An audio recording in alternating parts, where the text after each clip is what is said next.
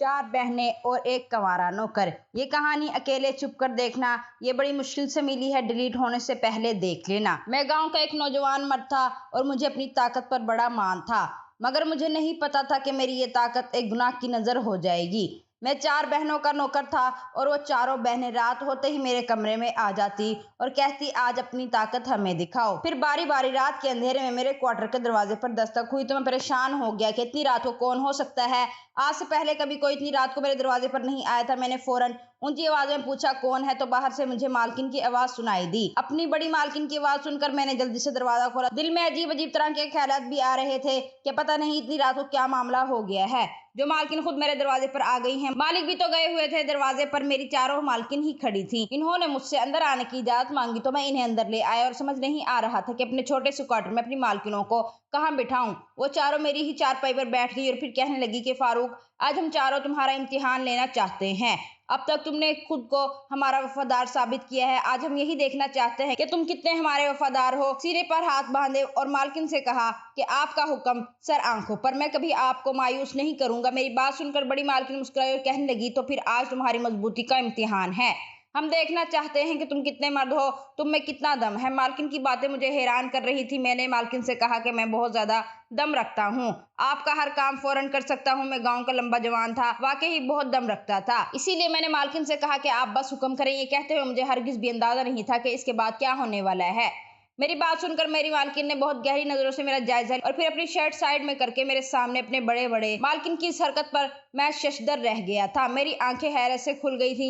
मैंने सोचा भी नहीं था कि मालकिन ऐसा करेगी। मालकिन ने एक नजर मेरी तरफ डाली और मुझसे कहा कि हम चारों ही इस जिंदगी से परेशान आ गए हैं। हम चारों ही इस जिंदगी से परेशान आ गए हैं। अब तुम ही हो जो हमारी मुश्किल आसान कर सकते हो। अगर तुम चाहो तो आज की रात हम चारों को ही बारी बारी इसके बाद एक चारों मालकिनों ने अपने कपड़े हटा दिए और इनकी हालत देखकर मैं बेकाबू हो गया। इसलिए मैंने मालकिनों के हुक्म पर इन चारों को 1 घंटे में ही, जवान बेटियों के होते हुए माँ बाप बहुत एहतियात करते हैं, खासकर किसी गैर मर्द को तो घर में बिला जरूरत दाखिल होने की इजाजत भी नहीं देते। मेरा मालिक बहुत ही अजीब सा इंसान था। 4 जवान बेटियों की मौजूदगी में इसने मुझे अपने घर पर मुलाजिम रख लिया था और मेरे जिम्मे इन चारों की जरूरियात का ख्याल रखना था और इनके कामकाज करना था। इसीलिए मैं सारा दिन चारों के आगे पीछे फिरता था। ये नौकरी करना मेरे लिए मजबूरी थी। दरअसल मेरी शादी के बाद से मुस्तकिल तौर पर मैं बेरोजगार रहा था, कभी कोई अच्छी नौकरी लग ही नहीं सकी और फिर मेरे पास बेटी की पैदाइश हो गई। एक बेटी का बाप के बाद मेरे सर पर जिम्मेदारियों का बोझ बढ़ा तो मेरी बीवी ने साफ लफ्जों में कह दिया कि या तो कोई काम करो या फिर मैं अपनी बच्ची को लेकर अपने मैके वापस चली जाती हूँ। ये सुनकर मैं बहुत परेशान हुआ। नौकरी के लिए तो मैं पहले ही मारा मारा फिर रहा था, लेकिन नौकरी मिल ही नहीं रही थी। घरेलू हालात की वजह से मैं पढ़ लिख नहीं सका था। कोई खास हुनर भी मेरे पास नहीं था। बस जहां भी कोई छोटी मोटी मुलाजमत मिलती मैं कर लेता था। लेकिन आज के इस दौर में छोटी मोटी मुलाजमत से घर चलाना कहाँ आसान था। इसीलिए मेरे लिए जिंदगी मुश्किल हो रही थी। और फिर एक दिन जब मेरा और मेरी बीवी का झगड़ा हुआ तो मैंने मुख्तसर सा सामान बांधा और अपनी बीवी से कह दिया कि अब मैं बड़े शहर जा रहा हूँ और वहीं से कमाकर पैसे भेजूंगा। ये सुनकर मेरी बीवी बहुत खुश हो गई थी, क्योंकि वो मजीद तंगी में गुजारा नहीं करना चाहती थी। मेरा एक दोस्त शहर में रहता था, मैं सीधे इसके पास पहुंच गया और फिर इसी के तवस्सुस से मैं अपने मालिक से मिला। मालिक ने मुझे बताया कि इसे अपने घर के लिए मुलाजिम की जरूरत है। वैसे तो मैं इस नौकरी को करने के हक में नहीं था, लेकिन बीवी और बेटी का सोचकर मैं राजी हो गया। और जब मालिक मुझे पहली दफा अपने घर में लेकर दाखिल हुआ तो मैं देखकर हैरान रह गया कि मालिक की 4 खूबसूरत जवान और हसीन बेटियां थी और चारों ही शहजादियां मालूम हो रही थी। इन्होंने कीमती तरीन लिबास पहन रखे थे और चेहरे पर मेकअप भी था। मालिक ने इन चारों से मेरा तारुफ करवाया और कहने लगा, ये मेरी बेटियां हैं और तुम्हारा काम इनकी खिदमत करना है। इन चारों को किसी चीज की कमी ना होने पाए। इन चारों की मां नहीं थी, इसीलिए मालिक इनके लिए शायद ज्यादा ही फिक्रमंद था। पहले तो मैं परेशान हुआ कि ये कैसी नौकरी है, मैं मर्द होकर 4 लड़कियों की जरूरतों का ख्याल कैसे रख सकता हूँ। मेरे लिए तो इनके कमरे में जाना भी एक अजीब सी बात थी, क्योंकि मेरे घर का माहौल थोड़ा महज़िब किस्म का था और इन चीजों को बुरी नजर से देखा जाता था। लेकिन इस वक्त नौकरी की जरूरत होने की वजह से मैंने हामी भर ली। और फिर बड़ी बात तो ये थी कि मुझे रहने के लिए क्वार्टर भी मिल रहा था। मेरे सारे ही मसले मुझे इस नौकरी से हल होते हुए दिखाई दे रहे थे। अगले ही दिन से मुझे अंदाजा हो गया कि मेरा मालिक बहुत ही अमीर आदमी है और कारोबार के सिलसिले में सारी रात भी घर से बाहर रहता था। दिन में कम ही मालिक घर पर होता था। मेरी मुलाजमत दिन भर की थी। रात को मैं अपने क्वार्टर में चला जाता, लेकिन सारा दिन मैं अपनी मालकों के आगे पीछे घूमता। वो चारों बहुत ही अजीब मालूम होती थी, अपने अपने कमरों में बंद रहती। मुझे अपनी जरूरत पर बुलाती तो भी काम से काम रखता। ज्यादातर तो वो सोती ही रहती थी। कभी कोई मुझसे बिला जरूरत बेतकल्लुफ नहीं हुई थी और मुझे इस बात की खुशी थी कि जितनी मेरी तनख्वाह थी इसके मुकाबले में मेरा काम कुछ भी नहीं था। लेकिन एक बात और अजीब थी। मुझे चौकीदार ने बताया कि इस घर में कोई भी मुलाजिम ज्यादा दिन नहीं टिक पाता। पता नहीं मालकिन ऐसा क्या करती है कि कुछ ही दिनों बाद मुलाजिम भाग जाता है। तुम भी यहाँ ज्यादा दिन टिक नहीं सकोगे। चौकीदार की बात सुनकर मैं हैरान हुआ था। अब तक इन्होंने मेरे साथ कुछ ऐसा नहीं किया था, बल्कि मुझे तो सारी मालकिनें सीधी सादी सी लगी थी। चौकीदार कहने लगा, कुछ दिनों की बात है, फिर यकीनन ये तुम्हारे साथ भी कोई ना कोई कारनामा जरूर करेंगी। मालिक तो खुद इनसे परेशान है, इसीलिए इन्हें बहुत सख्ती में रखता है। मुझे भी ये हिदायत दी है कि मैं किसी तरह इन्हें बाहर ना जाने दूं। चौकीदार की बात सुनकर मैं हैरान हुआ तो वो आहिस्तगी से मेरे कान में कहने लगा, मुझे तो ये चारों ही बड़ी अय्याश किस्म की लगती हैं। चौकीदार की बात सुनकर मैं उछल पड़ा। वो अपनी मालकिनों के बारे में किस तरह की जुबान इस्तेमाल कर रहा था। मैंने तो कभी किसी भी मालकिन को अय्याश नहीं पाया था, मगर फिर कुछ दिन ही गुजरे और मुझे चौकीदार की बात काफी हद तक ठीक महसूस हुई। एक दिन बड़ी मालकिन ने अपने कमरे में बुलाया। मैं फौरन गया। वो मुझसे कहने लगी, तुम्हें यहाँ काम करते हुए महीना होने वाला है, तुम बहुत ही अच्छे इंसान हो, इसीलिए मैं तुम्हारी मदद करना चाहती हूँ। ये कहकर मालकिन ने अपना पर्स खोला और मुझे कुछ पैसे निकालकर बिला जरूरत ही पकड़ा दिए और कहने लगी कि इन पैसों को तुम अपनी जरूरतों पर खर्च कर लेना। मालकिन की बात सुनकर मैं बहुत हैरान हुआ। बिला वजह ही मालकिन ने मुझे हजारों रुपए दे दिए थे। खैर मैंने खुशी से पैसे रख लिए, लेकिन हैरत मुझे इस वक्त हुई जब अगले दिन भी मेरी दूसरी मालकिन ने मुझे पैसे दे दिए। उसने भी यही बात की कि इन पैसों से अपने मसले हल कर लो। मालकिन की इस दरिया दिली पर मैं हैरान रह गया था। चारों ही मेरी मदद करने को तैयार थे, जबकि मैंने किसी से मदद मांगी नहीं थी। मुझे पैसों की जरूरत थी और पैसे मुझे मिल रहे थे, इसीलिए मैंने खामोशी से सारे पैसे रख लिए। अलबत्ता मैं सोच रहा था कि यकीनन इस दरिया दिली के पीछे कोई ना कोई वजह होगी। ये मालकिन जरूर मुझसे कोई खास काम करवाना चाहती होंगी, लेकिन वो खास काम क्या था ये मुझे बिल्कुल भी आइडिया ना हो सका। मेरी चारों मालकिनें सारा दिन घर पर ही रहती थी। मैंने कभी किसी मालकिन को घर से बाहर लॉन में भी जाते हुए नहीं देखा था। मुझे तो ये भी मालूम नहीं था कि वो पढ़ी लिखी थी या नहीं। अलबत्ता वो घर में भी खूब बन सवर कर रहती थी। एक शाम मालिक अपने काम से घर लौटे तो इनके हाथ में बहुत सारे शॉपर थे और फिर मैंने देखा कि इन्होंने अपनी सारी बेटियों को वो शॉपर दे दिए। मालिक के चेहरे पर बहुत ही ज्यादा खुशी नजर आ रही थी। वो कहने लगे, तुम लोगों की किस्मत से मैंने बहुत सारा पैसा बनाया है, इसलिए तुम लोगों के लिए तोहफे लेकर आया हूँ। अपनी बेटियों के लिए खुद खरीदारी करके आए थे और फिर मुझे अंदाजा हुआ कि मालिक अपनी बेटियों की जरूरत का सारा सामान खुद ही इन्हें लाकर देते हैं। शायद इनकी बेटियों को बिल्कुल भी बाहर जाने की इजाजत नहीं थी। जैसा कि चौकीदार ने बताया था, कीमती तरीन कपड़ों से भरे हुए वो शॉपर पकड़ कर भी मालकिन के चेहरों पर खुशी नहीं आई थी। वो सब बेदिली से अपने बाप से वो शॉपर लेकर अपने कमरे में चली गई थी। मालकिनों के इस अंदाज पर मैं हैरान रह गया था। फिर मुझे लगा कि शायद वो इस घर से बाहर जाना चाहती हैं और खुद खरीदारी करना चाहती हैं, इसीलिए खुश नहीं हुई। लेकिन ये इन बाप बेटियों का जाती मसला था और मैं इस मसले में पढ़कर अपनी नौकरी खराब नहीं करना चाहता था, इसलिए मैं खामोश रहा। इनके जाने के बाद मालिक ने मेरा कंधा थपथपाया और कहने लगा, तुम बहुत ही अच्छे आदमी हो, तुमने बहुत आराम से इनकी जिम्मेदारी उठा ली है।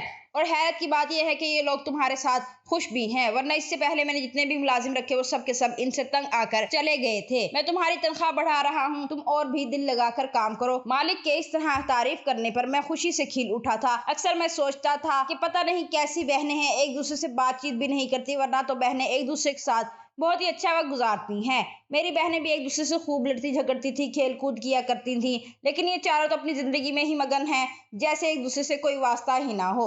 मैंने कभी किसी को किसी दूसरे कमरे में जाते हुए भी नहीं देखा था और इस बात पर बहुत ज्यादा हैरान भी हुआ था। मुझे नौकरी करते हुए पूरा महीना गुजर गया और फिर एक दिन मैं सुबह जब बंगले पर पहुंचा तो मेरी मालकिन की कमरे से रोने की आवाज आ रही थी। इनकी आवाज सुनकर मैं इनके पास पहुंचा तो इनकी हालत देखकर हैरान रह गया। ऐसा लग रहा था जैसे इन्हें सांस लेना भी मुश्किल हो रहा हो। मैंने फौरन मालकिन को पानी पिलाया और पूछा कि मालकिन क्या हुआ है, आपकी तबीयत ठीक नहीं है तो मैं मालिक को बुलाऊं? वो कहने लगी कि मालिक तो दूसरे शहर गए हुए हैं, तुम मेरी थोड़ी सी मदद करो। और फिर मालकिन ने मुझे तेल की बोतल पकड़ाई और कहने लगी, मेरे पैरों की मालिश करो।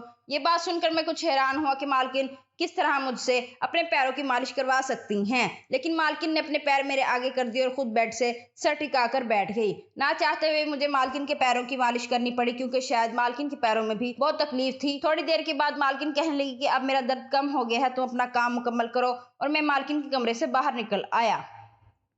मालकिन के आंसू खुश्क हो चुके थे और इनके चेहरे पर बिल्कुल नॉर्मल से तासुरात थे। मुझे समझ नहीं आया था कि मालकिन को अचानक से हुआ क्या था। रात तक वो भली अच्छी थी, फिर सुबह ही सुबह इनकी इतनी अजीब सी हालत क्यों हो रही थी। मैं सारी मालकिनों के छोटे मोटे काम निपटाने लगा और फिर ऐसे ही शाम हो गई। शाम के वक्त मेरा मालिक घर में दाखिल हुआ तो वो बहुत ही गुस्से में था। वो बड़ी मालकिन के कमरे में गया और फिर वहां से चीखों पुकार की आवाज आने लगी। ये तो समझ नहीं आया था कि मालिक किस बात पर गुस्से में थे, लेकिन इतना अंदाजा जरूर था कि वो मालकिन से खफा है, क्योंकि वो मालकिन को बहुत बुरे बुरे लफ्जों में डांट रहे थे और आगे से मालकिन के रोने की आवाज सुनाई दे रही थी। मैं सोचने लगा कि बड़ा ही जालिम बाप है, पहले ही मालकिन तकलीफ में है और मालिक इन्हें और डांट रहा है। कुछ देर बाद मालिक ने सारी बेटियों को एक जगह जमा किया और फिर खूब चीखों पुकार करने के बाद घर से निकल गया। मालिक के जाने के बाद जब मैं मालकिनों के पास पहुंचा तो वो सभी उदास चेहरे लिए बैठी थी। मैंने जानने की कोशिश की कि क्या हुआ है, लेकिन किसी ने भी मुझे कुछ नहीं बताया और फिर रात को मैं अपने क्वार्टर में चला गया। मेरी बीवी का फोन आया था, मुझे बहुत ज्यादा याद कर रही थी। याद तो मैं भी इसे कर रहा था, 1 महीने से मैं इसके बगैर तन्हा जिंदगी गुजार रहा था और सर्दी की रातों में इसकी कमी का एहसास मुझे शिद्दत से सता रहा था। काफी देर तक मैं फोन पर ही इससे अपने जज्बात का इजहार करता रहा और फिर फोन बंद करके भी मैं करवटें बदलने लगा। मेरी आंखों से नींद कोसों दूर थी। आंखें बंद करता तो मेरी बीवी का खूबसूरत सरापा मेरी आंखों के आगे लहराने लगता। इससे दूर होकर सारे गिले शिकवे भी खत्म हो गए थे। जब तक हम करीब थे तो लड़ते झगड़ते रहते थे। जब से मैं शहर आया था इसका रवैया बहुत अच्छा हो गया था। शायद वो भी मेरी जुदाई को सह नहीं पा रही थी। मैंने सोचा कि कुछ दिन की छुट्टी लेकर वापस घर जाऊंगा अपने गाँव में और शाजिया के साथ 2-4 दिन गुजार कर लौट आऊंगा। मैं नहीं सोचा मैं गुम था कि आधी रात ही वक्त मुझे क्वार्टर के दरवाजे पर दस्तक की आवाज आई तो मैंने उठकर दरवाजा खोला और ये देखकर मैं हैरान रह गया कि मेरी चारों मालकिन रात के इस पहर मेरे दरवाजे पर खड़ी थी। फिर मेरी बड़ी मालकिन ने अंदर आने की इजाजत मांगी तो मैं इज्जत से इन चारों को अंदर ले आया। मैं बहुत ज्यादा कशमकश का शिकार हो गया था कि ना जाने क्या बात है, इतनी रात को वो चारों यहाँ क्या कर रही हैं। और फिर बड़ी मालकिन ने मुझसे बहुत अजीब सी बात की। कहने लगी, फारूक तुम जब से आए हो तुमने हमारी बहुत मदद की है, खिदमत की है, लेकिन आज की रात हम तुम्हें आजमाना चाहते हैं कि तुम हमारे वफादार हो या नहीं। तो हम तुमसे कहेंगे, क्या तुम इसे पूरा कर सकते हो? मैंने हैरत से इन चारों को देखा और कहा, मालकिन मैं आपका वफादार मुलाजिम हूँ। अब तक आपने जो भी काम मुझसे कहे हैं मैंने कभी इंकार नहीं किया। अगर आपको किसी खिदमत की जरूरत है तो मैं कैसे इंकार कर सकता हूँ। ये सुनकर दूसरे नंबर की मालकिन कहने लगी, आज हम तुम्हारी ताकत आजमाने आए हैं। हमें पता तो है कि तुम कितने मजबूत इंसान हो। मालकिन की बात सुनकर मैं हैरत से इनका चेहरा देखने लगा कि ऐसा कौन सा काम करवाना है मालकिन को। और फिर अचानक ही बड़ी मालकिन ने अपने कंधे से कमीज सरका दी। जैसे ही मेरी नजर बड़ी मालकिन के कंधे पर पड़ी तो मेरे होश उड़ गए। इनके कंधे पर बड़े बड़े जख्मों के निशान मौजूद थे, जैसे किसी दरिंदे ने इन्हें बुरी तरह से नोच लिया हो। मालकिन ने एक नजर मेरी तरफ डाली और कहने लगी, इन जख्मों को गौर से देखो। हम हर रात जख्मों को बर्दाश्त करते हैं क्योंकि हर रात ही हमारे साथ ऐसा सलूक किया जाता है। फिर बड़ी मालकिन ने अपनी तीनों बहनों की तरफ देखा तो इन्होंने भी अपनी कमीजें कांधों से सरका दी और मैं ये देखकर हैरान रह गया कि इनकी हालत भी कुछ ऐसी ही थी। बड़ी मालकिन कहने लगी कि अगर तुम चाहो तो हमें इस मुश्किल जिंदगी से निकाल सकते हो। मैंने हैरत से अपनी मालकिनों से पूछा कि ये सब किसने किया है, आप लोगों का ये हाल कैसे हुआ? बड़ी मालकिन कहने लगी, जिसे तुम हमारा बाप समझते हो हमारा बाप नहीं है बल्कि एक घटिया इंसान है जो हमें खरीद कर यहाँ लाया है। हम चारों ही छोटे छोटे गाँव से ताल्लुक रखते हैं और मोहब्बत के नाम पर बेवकूफ बनाकर हमें शहर लाया था और फिर शहर लाकर इस आदमी के हाथों बेच दिया गया। और अब ये आदमी हर दूसरे दिन हमारे लिए कोई ना कोई गाहक लाता है जो रात भर हमें नोचता है और फिर सुबह चला जाता है। अगर किसी रात हम गाहक को खुश ना कर पाए तो वो आदमी इस तरह हम पर चीखता चिल्लाता है जैसे आज सुबह चीख रहा था। इन चारों ने बताया कि इन चारों के साथ एक ही तरह से मोहब्बत का खेल खेला गया था। शहर से कुछ लड़के गाँव घूमने की गर्ज से इनके गाँव पहुंचे और फिर वहां इन्हें अपनी मोहब्बत के जाल में फंसा कर अपने साथ शहर ले आए। वो चारों सीधी सादी लड़कियां थी, इसीलिए इन लड़कों की बातों में आकर अपना घर छोड़कर चली आई थी। अपने घर वालों को भी कुछ ना बताया। बड़ी मालकिन कहने लगी कि मेरी तबीयत ठीक नहीं थी, मेरे 2 दफा अबॉर्शन हो चुके हैं। जब भी मैं उम्मीद से होती हूँ वो आदमी मेरा बच्चा जाया करवा देता है, इसलिए मेरे पैरों में बहुत दर्द होता है। रात जब गाहक आता है तो मेरी हिम्मत ना होती कि मैं इसे खुश कर सकूं, इसीलिए इसने मेरी शिकायत कर दी और मालिक ने आकर हमें बहुत ज्यादा जलील किया। अगर हम ग्राहकों को खुश नहीं करेंगे तो वो हमारा खाना पीना बंद कर देगा। अब तुम ही बताओ हमारा क्या कसूर है? ये कहकर चारों मालकिनें रोने लगी। वो चारों ही छोटे गरीब घरानों से थी और इन्हें मोहब्बत के धोखे में फंसाकर यहाँ इस जिल्लत भरी जिंदगी के लिए छोड़ दिया गया था। और मजीद हैरानी की बात तो मेरे लिए ये थी कि मैं इन चारों को बहनें समझ रहा था जबकि वो बहनें भी नहीं थी। छोटी मालकिन कहने लगी कि तुमसे पहले जितने भी नौकर आए थे कुछ ही दिनों में इन्हें हमारी हकीकत पता चल गई थी और इन्होंने हमसे भी फायदा उठाने की कोशिश की थी। वो नौकर हम पर बुरी तरह नजर रखते थे और मौका का फायदा उठाकर वो भी हमारे साथ ज्यादती करना चाहते थे, इसीलिए हमने मिलकर इन्हें यहाँ से भगाने पर मजबूर कर दिया। लेकिन जब तुम आए तो हमें अंदाजा हुआ कि तुम बहुत सीधे साधे और शरीफ इंसान हो। तुमने कभी नजर भरकर हमारी तरफ नहीं देखा, यहाँ तक कि इस 1 महीने में तुम्हें यह भी एहसास नहीं हो सका कि हम चारों बहनें नहीं हैं और हमारे साथ यहाँ क्या कुछ हो रहा है। जब हमें तुम्हारी शराफत का यकीन हुआ तो हमने तुमसे मदद लेने का फैसला कर लिया। हम जानते हैं कि तुम हमारा गलत फायदा नहीं उठाओगे। इन चारों की बातें सुनकर मेरे कदमों तले से जमीन निकल गई। मैं सोच भी नहीं सकता था कि बड़े बड़े शहरों में ऐसे घिनौने काम भी होते हैं। वो चारों कहने लगी कि बंगले के बाहर बहुत सारे गार्ड्स हैं, हम किसी भी तरह फरार नहीं हो सकती जब तक तुम हमारी मदद ना करो। कुछ ऐसा करो कि बारी बारी हम चारों को यहाँ से फरार करवा दो। यह कहकर वो मेरे कदमों में बैठकर मुझसे मदद की भीख मांगने लगी। वो चाहती थी कि मैं इनकी मदद करूं, और सच तो ये था कि इनकी हालत देखने के बाद मैं खुद भी यही चाहता था, लेकिन ये किस तरह से मुमकिन था। बहुत सोचने के बाद मैंने फैसला किया कि कुछ भी हो जाए मैं इनकी मदद करूंगा। मैं खुद एक बेटी का बाप था और खुदा ना खास्ता कभी ये वक्त मुझ पर भी पड़ सकता था। अगर कोई मेरी बेटी के साथ भी ऐसा जुल्म करता तो ये सोचकर मेरे रोंगटे खड़े हो गए थे। और फिर मैंने इनसे कहा कि मैं पुलिस को फोन करके मदद की दरखास्त करता हूँ। मेरी बात सुनकर वो हंसी और कहने लगी कि इस आदमी का बड़े बड़े लोगों से ताल्लुक है, पुलिस वाले इसका कुछ नहीं बिगाड़ सकते, इसीलिए तो इसे किसी बात का खौफ नहीं है। तुम्हें किसी और तरह से हमारी मदद करना होगी। और फिर थोड़ा दिमाग लगाने के बाद मैंने बहुत सारी चाय बनाई और इसमें नींद की दवा मिला दी, और फिर चाय का कप उठाकर दरवाजे पर पहुंच गया। चौकीदार मुझे देखकर हैरान हो गया, तो मैंने कहा कि सर्दी बहुत है, इसीलिए बस आप लोगों के लिए भी चाय ले आया हूँ। ये सुनकर वो लोग खुश हो गए। वैसे भी एक महीने में मेरी इनसे काफी अच्छी बातचीत हो चुकी थी।